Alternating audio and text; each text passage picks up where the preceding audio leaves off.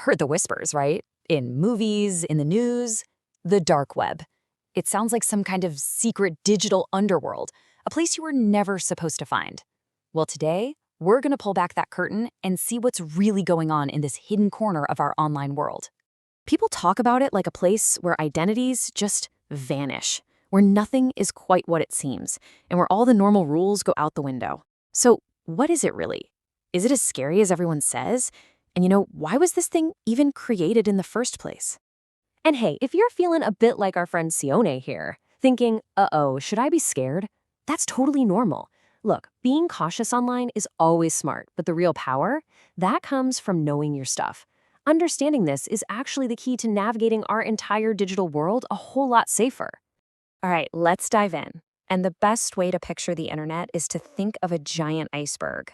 Everything you use every single day, Google, YouTube, TikTok, that's just the tiny little tip you can see above the water.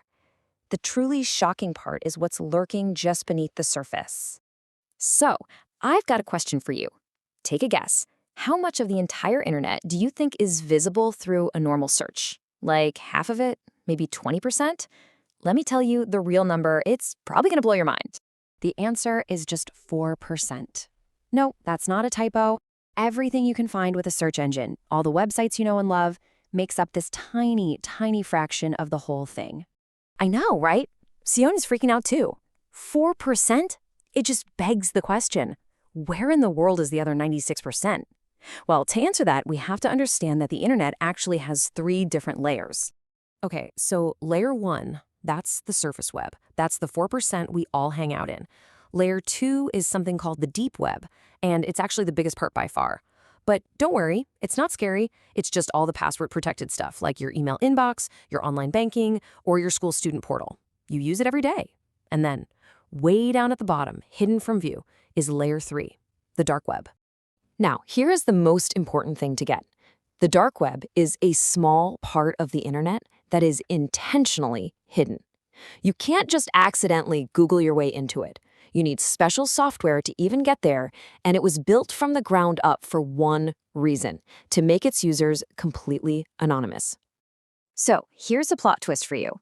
Who do you think came up with this ultimate tool for online privacy? A bunch of hackers? Nope. You might not believe it, but it was actually the US Navy.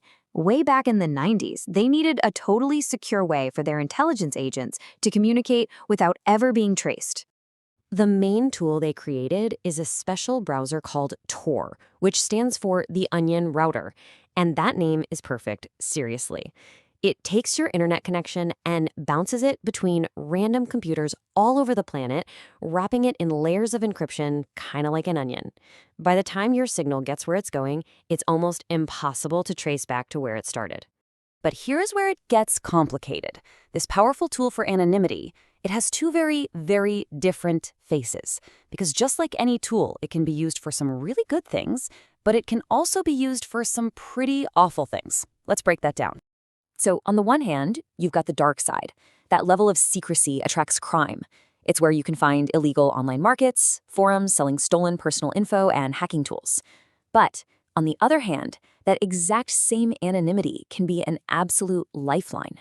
It protects journalists and activists in countries where free speech can get you killed. It lets whistleblowers expose corruption safely. It's a tool for both criminals and freedom fighters. And this is where the dark side stops being some far-off idea and gets really personal. Because of all those data breaches you hear about on the news, there's a pretty good chance that some of your personal information, your info, is for sale on the dark web right now. And you want to know the craziest part? How little your stolen data is actually worth to these criminals.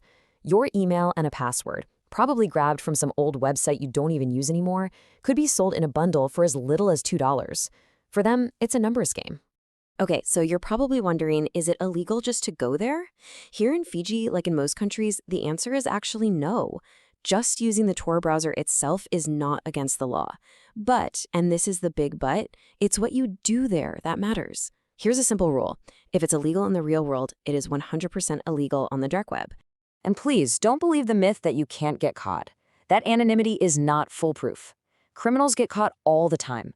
The FBI famously shut down the Silk Road marketplace back in 2013. In 2017, a huge global operation took down 2 more. Law enforcement is in a constant cat-and-mouse game with the bad guys online, and trust me, they're getting smarter every year.